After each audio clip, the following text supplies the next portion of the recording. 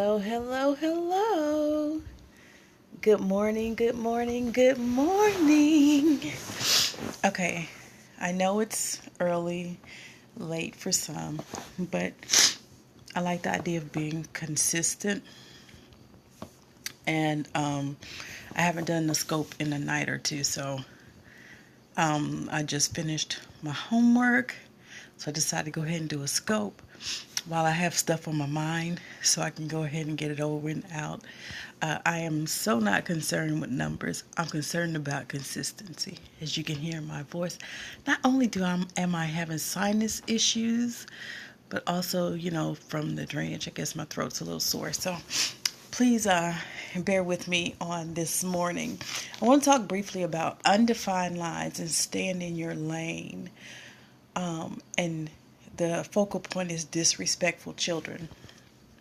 Now, as always, I talk about real life situations, things that I have experienced, someone close to me experienced, or some experiences someone has shared with me. Uh, Hello, Mike Jordan. Okay, I don't have my glasses on, so if I mispronounce that, I apologize, but thank you for joining. I want to talk briefly about disrespectful children. Um, Thank you. Hello, Joey. Thanks for joining this morning. I appreciate you for joining me this morning. Thank you. But the idea of children being disrespectful, um, and parents and adults allowing children to be disrespectful, right? We are now in that generation. We are raising up generations, or the let me see how to put this in good terms. The I don't give a beep generation, right? They don't care about anything. They don't care about themselves. They don't care about you. They don't care about your property. They don't care about their property. It's just one of those generations that have got lost to a degree, but not so far lost that it can't be recaptured. But the thing about it is, I was speaking to one of my friends tonight earlier, and we were talking about children and how sometimes parents, we as parents, we don't like other people to discipline our children. And when I say discipline, it can be a verbal discipline. It can be a look. It can be nonverbal, or it can be physical. So we don't like the idea of someone else touching our children, yet we won't touch them either. But we will get upset when they get in trouble or something, and the person we tend to always take their side, right? Because they have a way of manipulating us when we don't evaluate the entire situation. So when they do get in trouble, we're either in severe shock and it's not my kid, or we're in denial, or we just don't accept it as a truth, right? So, excuse me. Like I said, I got some sinus issues going on, but forgive me, please. And I was talking tonight about how children, when they're in different environments that they're not comfortable in, they tend to push the boundaries in that environment.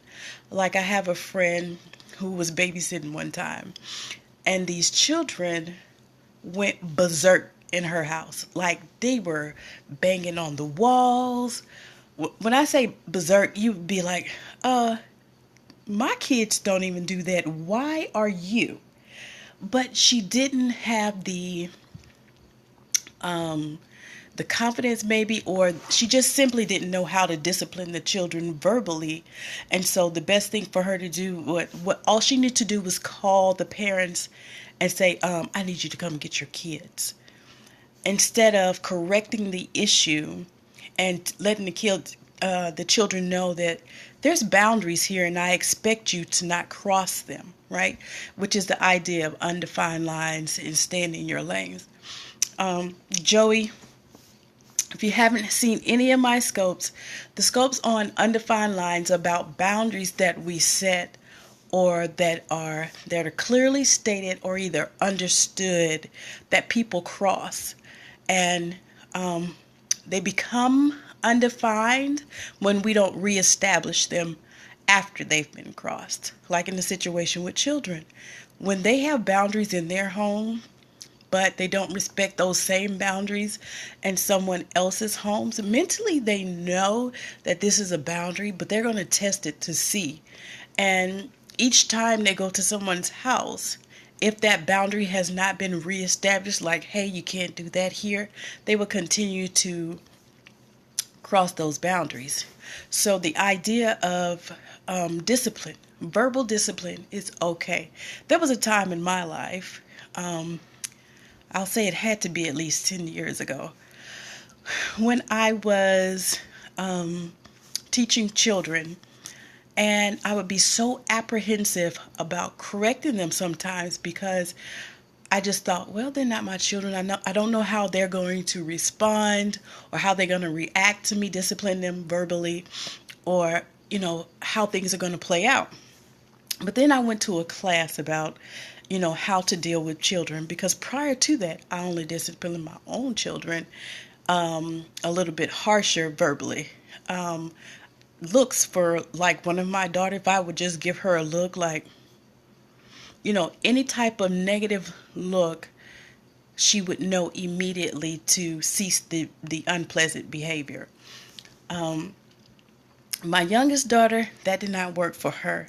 I had to make, not threats, but I had to give a, if you don't stop thing and act on it. Give her one of those, if you don't stop this, then this is going to happen. And I had to follow through with that action because she was not going to take the looks. The looks was not working for her. But I'm holding this. I usually have a stand, but I don't tonight, so I apologize. Get comfortable here. So that's how I'm sitting on my couch. So the idea of us allowing children to disrespect us because, hey, we don't know how the parents might react. We don't know how they might react. We have to always establish that boundary with a child. You are the child. I am the adult, and you will not disrespect me. I think that's the issue we have in schools today, in public schools. Those looks that be like, those looks work for me.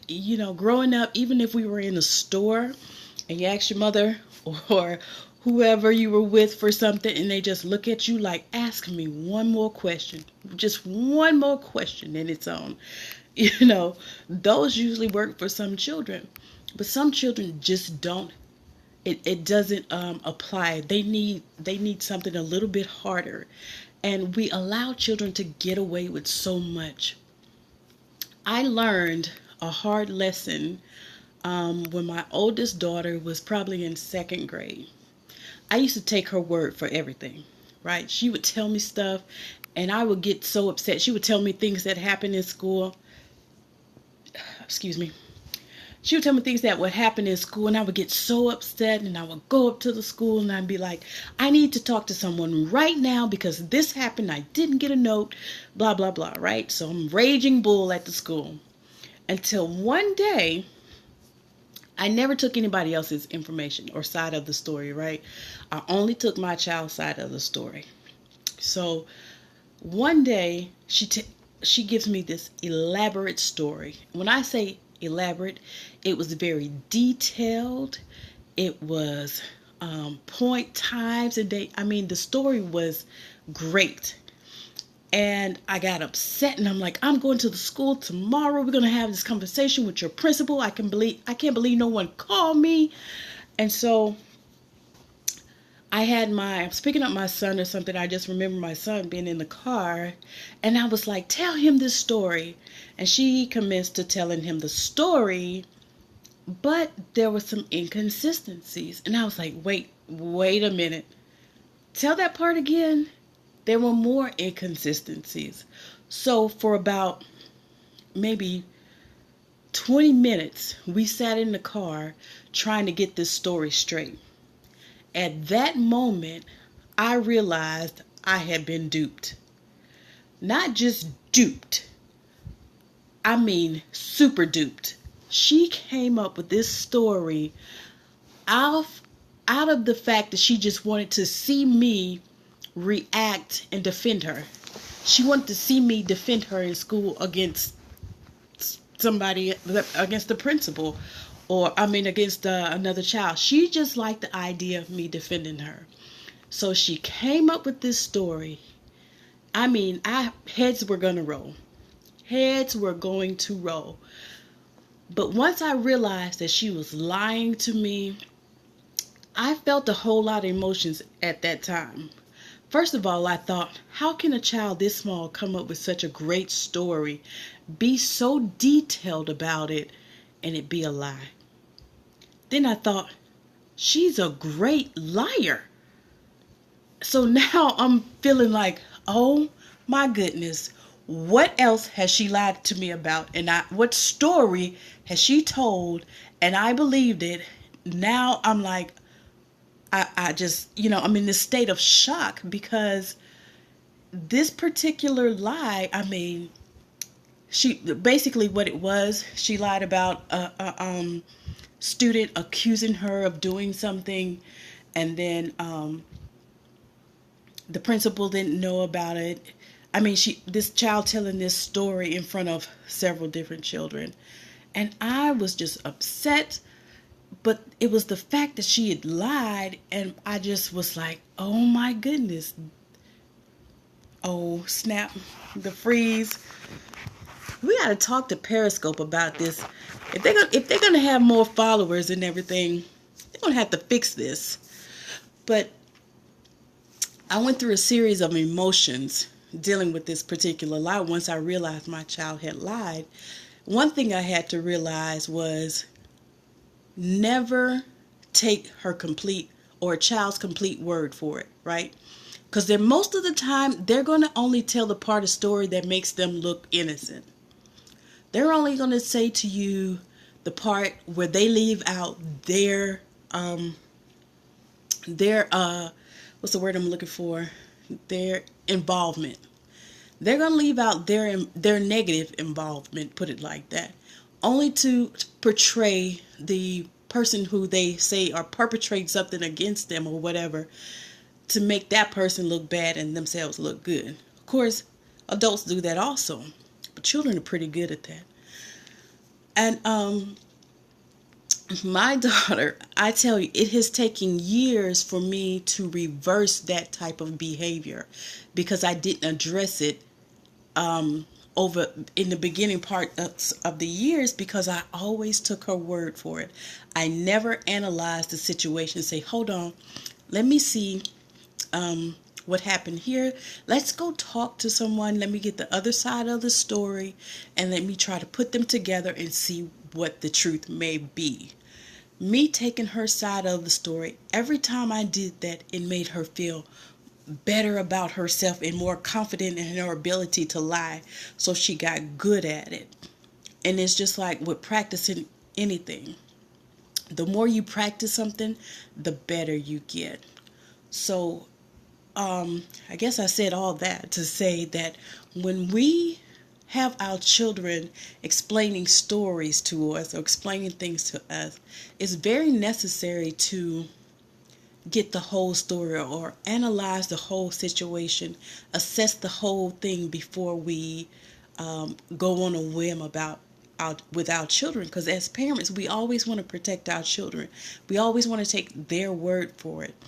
But is it not disrespectful for them to just sit up and just blatantly lie in our face about stuff? Is the truth non-existent in their mind? Is the truth never an option? You were asked weird questions about your girlfriend as a child. You had a child. You had a girlfriend. How old were you when you got your first girlfriend? Is that why you lied? Because she was a little different, or the fact that you didn't need a girlfriend at the time? But the lies, we as parents have to teach our children basic respect. Oh, you're 17 now. Wow. Okay. So does that mean this was earlier in life? Yeah, if your girlfriend is your age, then that's way. Can I tell you, as a teen parent, having a child this early in life alters your whole life. Does not mean that you can't still be successful. It just means that you're gonna have to take an alternate path, to get that success, and you're gonna need a whole lot of help, because having a child early definitely puts you in a position where you don't have freedoms to do certain things. You can't travel to places that you want to go. You can't do certain things because of a kid. You most certainly. Is it Joey? You don't want to get a kid. We've been dating for almost 3 years, and I'm waiting until I get into college. That's a good idea. Nowadays, children aren't cheap. Can I say children aren't cheap? And you want to make sure that you have some type of stability and some type of support, because if you're going to work, someone has to provide, someone has to care for the child.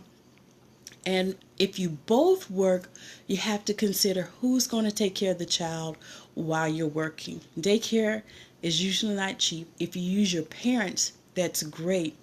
But it does, if you don't breastfeed, then you have to buy a formula, which is not expensive. I have a grandson, and can I tell you that formula is not expensive, not cheap at all.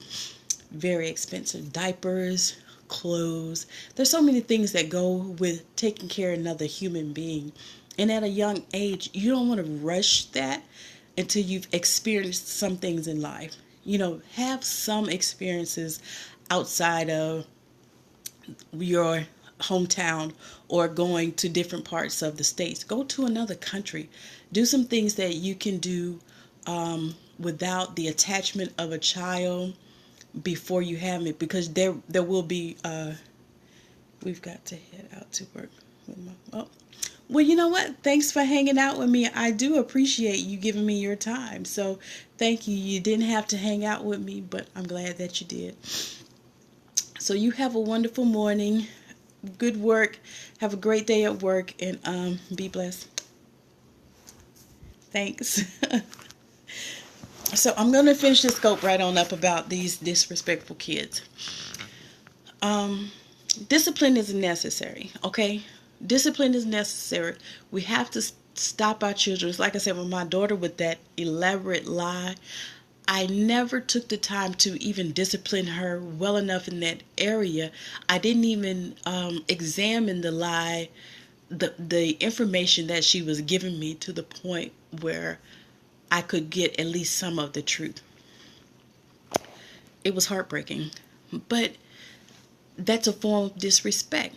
But we cannot let our children run things for us. We cannot let our children disrespect us, and then when they are with other people, disrespect them or other adults, and then we expect those adults not to respond to the disrespect. Everybody ain't about to let your kids disrespect them. If you leave your children with someone and they run amok in that person's house, then they should be handled in a way that says that is not acceptable. You cannot do this, and they should know the next time that that boundary is there. If I do this, then this is the consequence. There are theories that say that cognitively, children don't understand consequences until later on in life. Well, I beg to differ to a degree. If a child touches something hot once, are they going to continue to touch that hot thing? That's a consequence. A burn is a consequence of touching something hot, correctly? If that sting from that hotness that created blisters or redness or whatever the issue, whatever the consequence was, the reaction, physical reaction was, they don't go around touching hot things like that, do they?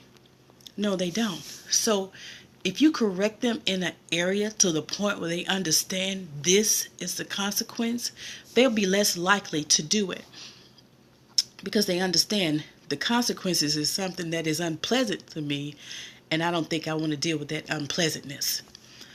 So disrespect. Let's let's get about 2 more minutes of this disrespect, and then I guess I'm gonna go to bed. But let me get comfortable here. Sorry, trying to sit up. This angle makes my boobs. Sorry, that's not a good word to say, but don't look great. But we cannot put so much stock into our children's our children's explanations, or into our children where no one else can deal with them, right? Or we believe them so much, or we take their word for it so much, or we just simply don't like the idea of somebody else disciplining them to the point where no one else can handle them. And at some point, you won't be able to handle them, because they'll understand that over time they've gotten away with so much. They've learned how to manipulate you. They learned how to manipulate others.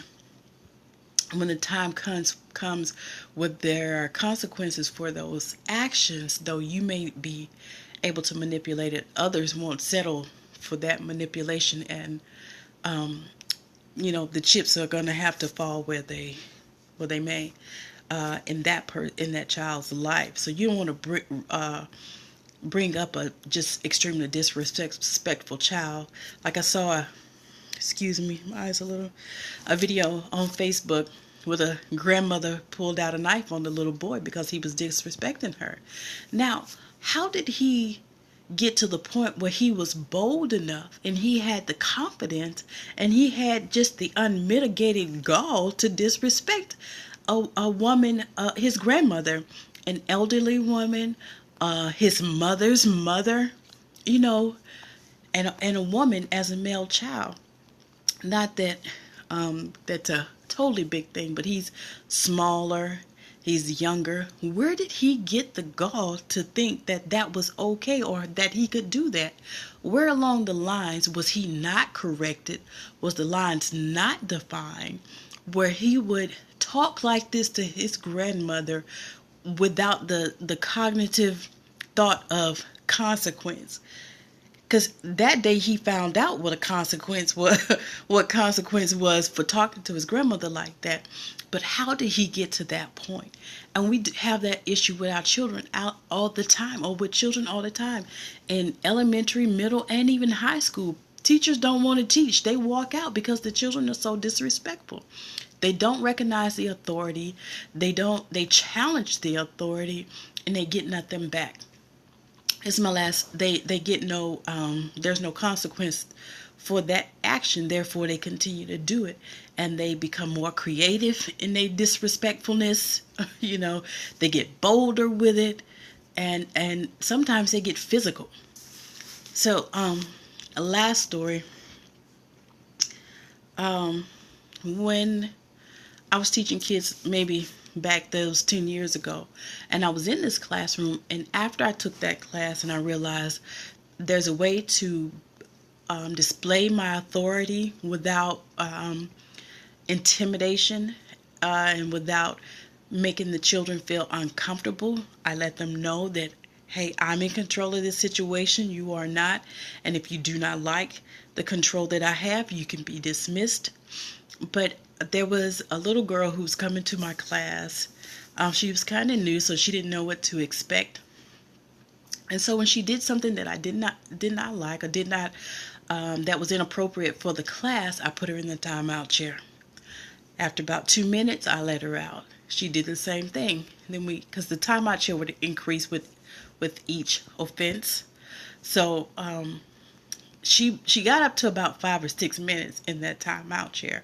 And this is consistent, 2 minutes, 3 minutes, 4 minutes, 5 minutes, 6 minutes.